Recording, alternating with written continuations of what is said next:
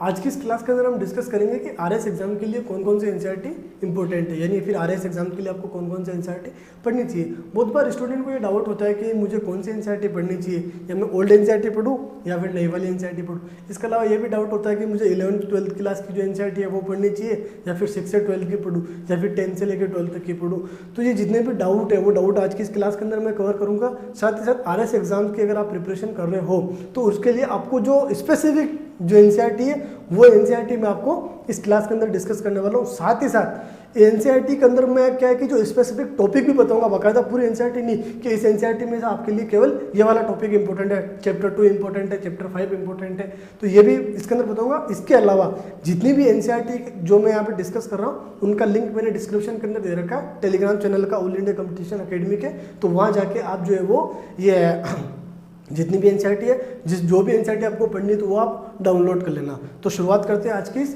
Class की। सबसे पहले देखते हैं हिस्ट्री।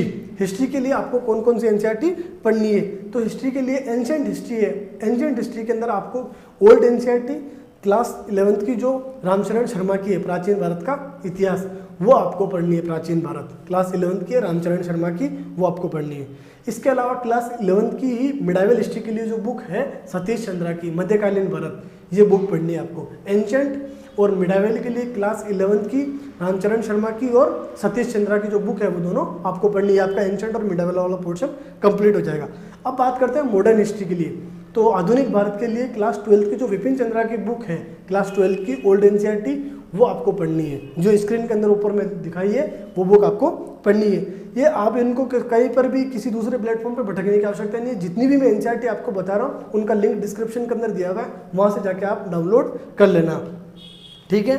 इसके अलावा वर्ल्ड हिस्ट्री की जो बुक है वो 12th क्लास की जो एनसीईआरटी है अर्जुन देव की, वो आपको पढ़नी है, ठीक है ना। तो हिस्ट्री की पूरी कंप्लीट मैंने बता दी।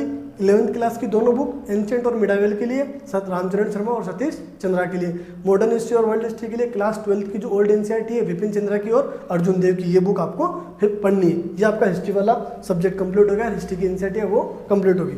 अच्छा, इसके बाद में जो पॉलिटी के लिए दूसरा सब्जेक्ट हम करते हैं पॉलिटी। तो पॉलिटी के लिए आपको कौन कौन सी एनसीईआरटी आपको पढ़नी है। सबसे पहले आपको लोकतांत्रिक राजनीति, इस बुक के आपको चैप्टर कौन कौन से पढ़ने हैं, चैप्टर 4, चैप्टर 5 और चैप्टर 6, ये 3 चैप्टर आपको पढ़ने हैं। आपने देखा आपके मेंस के सिलेबस के अंदर जाति, धर्म और राजनीतिक दल वाला जो सिलेबस में अंदर लिखा हुआ है वो आपको इन चैप्टर के अंदर मिल जाएगा, 5, 6 और ये 4, 5, 6 के अंदर, ठीक है ना। तो 10th क्लास की जो एनसीईआरटी है लोकतांत्रिक राजनीति, ठीक है ना, इसमें से कौन से चैप्टर, चैप्टर 4, चैप्टर 5 और चैप्टर 6, ये 3 चैप्टर पढ़ने हैं। अब बात करते हैं 11th क्लास की एनसीईआरटी। 11th क्लास की जो एनसीईआरटी है उसके अंदर भारतीय संविधान और सिद्धांत और व्यवहार वाली जो बुक है हिंदी की, उसमें आपको जो है वो पूरी कंप्लीट पढ़नी है। आप इसके अंदर कोई भी कतई नहीं पढ़नी, क्योंकि सारे टॉपिक जो आपके लिए मोस्ट इंपॉर्टेंट है। अब अगर हम बात करें 11th क्लास की जो एनसीईआरटी है राजनीतिक सिद्धांत, अच्छा पॉलिटी की जितनी भी एनसीईआरटी है वो सारी एनसीईआरटियां नई है, कोई भी पुरानी नहीं है, ठीक है ना, चाहे वो 10th की हो चाहे वो 11th की हो। अब 11th क्लास की जो दूसरी एनसीईआरटी है राजनीतिक सिद्धांत, इसमें से आपको क्या है, राजनीतिक सिद्धांत में चैप्टर 2 से लेकर चैप्टर 8 तक बहुत ही जो स्पेसिफिक टॉपिक हमारे सिलेबस के अंदर है, अगर हमारे लिए इंपॉर्टेंट है, जैसे स्वतंत्रता, समानता, धर्मनिरपेक्षता क्या होती है, सामाजिक न्याय क्या होता है, ये हमारे लिए बहुत इंपॉर्टेंट टॉपिक है। तो इनको बहुत ही अच्छे से इसके अंदर डिस्कस किया हुआ है, तो ये आप पढ़ लेना चैप्टर 2 से लेकर चैप्टर 8 तक। अगर आप चाहो तो पूरी पढ़ लेना, क्योंकि ये बुक वास्तव में थोड़ी इंपॉर्टेंट ही है, क्योंकि मेंस में आपकी अंडरस्टैंडिंग डेवलप होगी। और आपको पता है इस बार के मेंस में किस प्रकार से क्वेश्चन पूछेंगे, बहुत ही अंडरस्टैंडिंग बेस्ड क्वेश्चन पूछेंगे। अगर इस बार के मेंस के जो पेपर है उसको मैंने एनालिसिस किया है, अगर आपने वो वीडियो नहीं देखा तो मैंने आई बटन के ऊपर बता रखा है, वो जाके आप वहाँ से वीडियो को देख सकते हो। मेंस का जो एनालिसिस मैंने किया है कि इस प्रकार से क्वेश्चन पूछे 2013, 2016 और 2019 के अंदर जो मेंस का एग्जाम हुआ है उनके क्वेश्चंस को मैंने एनालिसिस करके नेचर बताया, और इसके अलावा जो मैंने कट ऑफ बताई कि कितनी कट ऑफ रहने वाली है। ये हो गई आपके क्लास 11th की दोनों एनसीईआरटी, भारत का संविधान, सिद्धांत और व्यवहार, इसके अलावा राजनीतिक सिद्धांत की जो चैप्टर हो गए। इसके अलावा 12th क्लास की जो एनसीईआरटी है स्वतंत्र भारत में राजनीति, ये बुक स्वतंत्र भारत में राजनीति पूरी कंप्लीट पढ़नी है आपको, कोई भी टॉपिक इसमें स्किप नहीं करना है। क्यों? क्योंकि ये मेंस के लिए आपके इंपॉर्टेंट है। अब इसके अलावा जो भारत का जो स्वतंत्र हुआ, स्वतंत्रता के बाद में प्रथम बार चुनाव, राज्यों का पुनर्गठन, उसके बाद में कैसे पाकिस्तान से जो युद्ध हुआ, चाइना से जो वॉर हुआ, आपातकाल लगा, इमरजेंसी, तो वो सारी चीज़ें जो है ना, ये आपको एक पॉलिटी की एक बहुत ही अच्छी समझ विकसित करने के लिए आपको ये बुक पढ़नी है। 12th क्लास की दूसरी एनसीईआरटी है समकालीन विश्व राजनीति, ये भी आपको पूरी पढ़नी है, समकालीन विश्व राजनीति। इसके बाद इसके अंदर क्या है कि द्वितीय विश्व युद्ध के बाद जो शीत युद्ध शुरू हुआ वो दे रखा है, शीत युद्ध जो अमेरिका और सोवियत संघ के अंदर, फिर उसके बाद में 90s के अंदर जो सोवियत संघ का विघटन हुआ, और उसके बाद में जो एक ध्रुवीय विश्व व्यवस्था या फिर अमेरिका का वर्चस्व, वो गुटनिरपेक्ष था। तो बहुत ही अच्छे आपके आईआर के पॉइंट ऑफ व्यू से जो भी टॉपिक है ना, वो आपके लिए बहुत इंपॉर्टेंट है। ये बुक पढ़ लीजिए आप आईआर के एक बेसिक अंडरस्टैंडिंग के लिए, और इसके अलावा करंट पढ़ लीजिए। दूसरी आईआर के लिए आपको रेफरेंस बुक पढ़ने की आवश्यकता ही नहीं।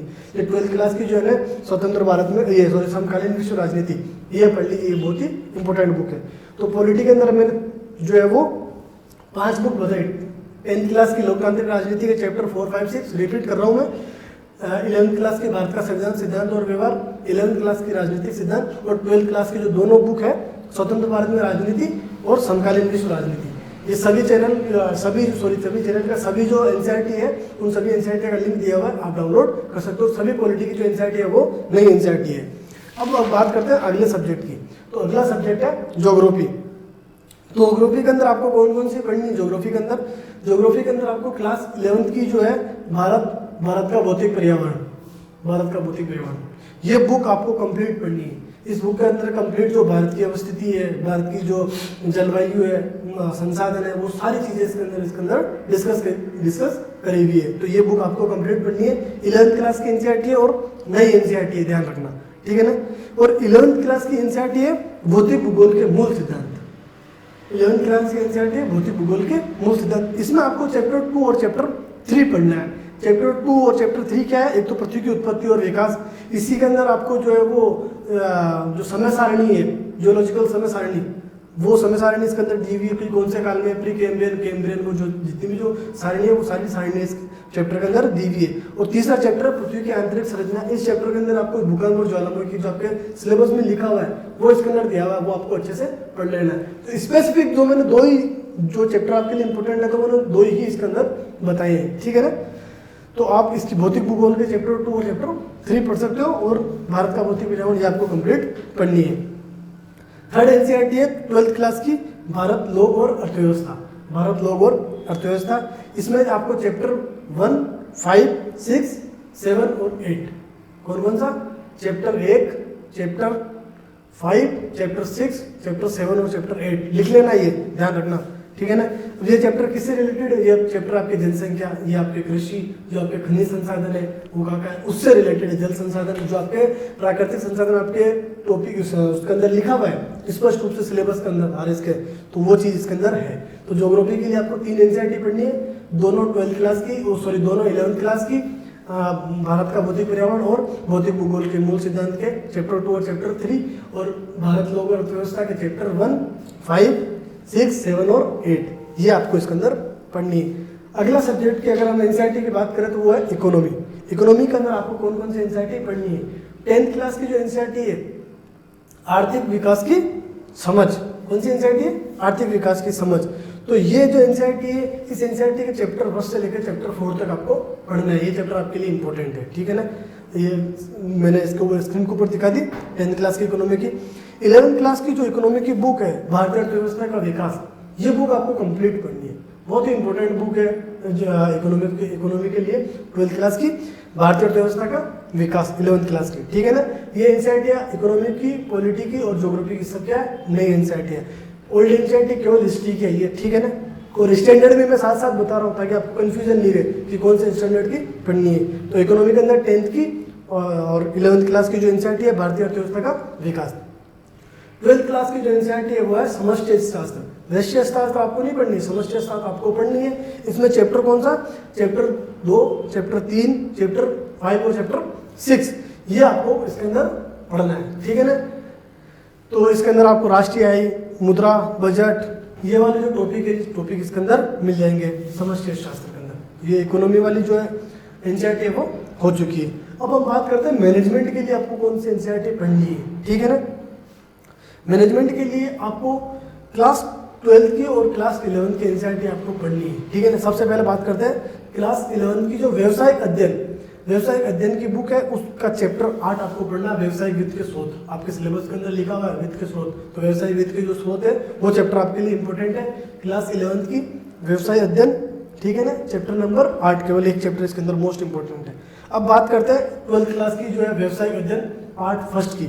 उसके अंदर बुक का नाम है, ये बुक आपको पूरी पढ़नी है, प्रबंधन के सिद्धांत और कार्य। इसके अंदर आपको प्रबंधन की जो जितनी भी टॉपिक है वो टॉपिक आपको पूरे आपको कंप्लीट पढ़नी है, ये आपके लिए बहुत इंपॉर्टेंट है। 12th क्लास की व्यवसायिक अध्ययन की जो बुक है वो आपको कंप्लीट पढ़नी है, ठीक है ना। 12th क्लास की ही व्यवसायिक अध्ययन की पार्ट सेकंड है, उसमें आपको केवल 9 और 10 वाला चैप्टर पढ़ना है। ये चैप्टर किससे रिलेटेड है? ये एक तो चैप्टर है व्यवसायिक वित्त से और विपणन से रिलेटेड।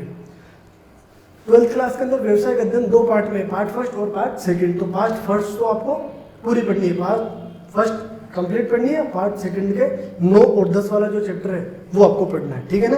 तो व्यवसायिक अध्ययन हो चुका है। इसको इंग्लिश के अंदर बिजनेस स्टडीज की जो बुक होती है एनसीईआरटी की, लिंक इस डिस्क्रिप्शन में दिया हुआ, चिंता मत करना। तो आप चैप्टर जो बता रहा हूँ वो चैप्टर आपको पढ़ लेना। रिपीट कर देता हूँ मैं, क्लास 11 की व्यवसायिक अध्ययन की चैप्टर नंबर 8, क्लास 12 की व्यवसायिक अध्ययन की पार्ट फर्स्ट जो कंप्लीट पढ़नी है, और पार्ट सेकंड जो है व्यवसायिक अध्ययन की उसमें 9 और 10 जो चैप्टर है वो आपको पढ़ना है। अब बात करते हैं सोशियोलॉजी की जो एनसीईआरटी, आपको कौन कौन सी एनसीईआरटी आपको सोशियोलॉजी के लिए पढ़नी चाहिए। तो सोशियोलॉजी के लिए आपको क्लास 11 की समाज का बोध, क्लास 11 की नई एनसीईआरटी समाज का बोध, इसका चैप्टर 5 वो आपको पढ़ना है। चैप्टर 5 ही इसके लिए क्यों इंपॉर्टेंट है? क्योंकि चैप्टर 5 के अंदर भारतीय जो समाजशास्त्री है, भारत के अंदर जो समाजशास्त्र का विकास है वो चीज़ इसके अंदर दी हुई है, और ये आपके सिलेबस के अंदर भी मेंशन है। तो ये आपके लिए बहुत इंपॉर्टेंट चैप्टर है। तो ये चैप्टर आपके अंदर, ये चैप्टर जो इसके अंदर दिया हुआ है ये आपको पढ़ लेना। 12th क्लास की है भारतीय समाज, इसका कौन कौन सा चैप्टर है? इसका चैप्टर 3 और चैप्टर 5। चैप्टर जो 3 है और 5 है ये इससे रिलेटेड, एक तो सामाजिक संस्था निरंतरता और परिवार, और 5 चैप्टर है सामाजिक विषमता और बहिष्कार। ये दोनों चैप्टर आपके लिए इंपॉर्टेंट है, ये चैप्टर दोनों आप पढ़ लेना। 12th क्लास की है भारतीय समाज, ठीक है। 12th क्लास ही है भारत में सामाजिक परिवर्तन और विकास, इसके अंदर चैप्टर 2 जो है वो आपके लिए इंपॉर्टेंट है, ये पढ़ना है। सोसाइटी के अंदर जो तीनों बुक है उनमें मैंने चैप्टर बताया, क्योंकि सोसाइटी का इतना बड़ा सिलेबस है नहीं, तो फिर आप ये 3 एनसीईआरटी इतनी बड़ी बड़ी क्यों पढ़ो? जो आपके सिलेबस के अंदर दिया हुआ वो टॉपिक पढ़ो और बस अपना काम चलो। क्यों इतना, वैसे इतना ज़्यादा लोड है, फिर और ज़्यादा ऊपर लोड लेने की क्या आवश्यकता है? तो 11th क्लास की समाज का बोध है, उसमें चैप्टर 5 है। 12th क्लास की भारतीय समाज है, उसके अंदर चैप्टर 3 और 5 है। 12th क्लास की भारत में सामाजिक परिवर्तन और विकास, उसमें चैप्टर 2 है, ठीक है। ये सोशियोलॉजी की एनसीईआरटी थी। अब बात करते हैं साइंस की एनसीईआरटी। साइंस के अंदर आपको 9th और 10th की जो एनसीईआरटी है, 9th क्लास की एनसीईआरटी और 10th क्लास की एनसीईआरटी, ये दोनों एनसीईआरटी आपको पढ़नी है। इसके अंदर चैप्टर नहीं है, दोनों एनसीईआरटी आपके लिए इंपॉर्टेंट है, क्योंकि जनरल साइंस के क्वेश्चन आपके प्री और मेन दोनों में ही पूछे जाते हैं, ठीक है ना। अब बात करते हैं आपके बची राजस्थान अध्ययन। पिछला बार जो मैंने आरएस की बुक का जो वीडियो बनाया था उसमें बहुत बार पूछा था कि सर राजस्थान अध्ययन की जो बुक है वो मतलब हम कहाँ से पढ़े। तो अभी तक अगर आपने वो बुक वीडियो नहीं देखा कि कौन कौन सी बुक आपको पढ़नी चाहिए, तो आई बटन के अंदर मैं लिंक दे रहा हूँ, ये क्लिक करके आप वो वीडियो देख सकते हो। आरएस एग्जाम के लिए कौन कौन सी बुक, उसमें मैंने एनसीईआरटी और बुक दोनों साथ साथ बताई है, लेकिन इस बार मैंने क्या एनसीईआरटी स्पेसिफिक बताई है, ठीक है ना। इस वीडियो के अंदर आप लास्ट में क्या बचा हमारा राजस्थान। तो राजस्थान जो अध्ययन की बुक है, 4 बुक है, 9th, 10th, 11th और 12th। इसमें आपका राजस्थान का आर्ट एंड कल्चर, राजस्थान की हिस्ट्री, राजस्थान की ज्योग्राफी, राजस्थान की इकोनॉमी, सारे टॉपिक आपके कवर हो जाएंगे। लिंक मैं डिस्क्रिप्शन के अंदर दे रहा हूँ, वहाँ से आप इनको डाउनलोड कर सकते हो, ठीक है ना। तो राजस्थान के लिए राजस्थान अध्ययन की जो बुक है वो आपको पढ़नी है। Thank you friends. अगर वीडियो पसंद आया हो तो क्या करना है, लाइक करना है, और साथ साथ अपने दोस्तों को शेयर करना है, और हाँ सब्सक्राइब करना मत भूलना, क्योंकि इसी प्रकार के आरएस के जो इंपॉर्टेंट वीडियो है वो मैं आपके लिए लेकर आता रहूँगा। Thank you.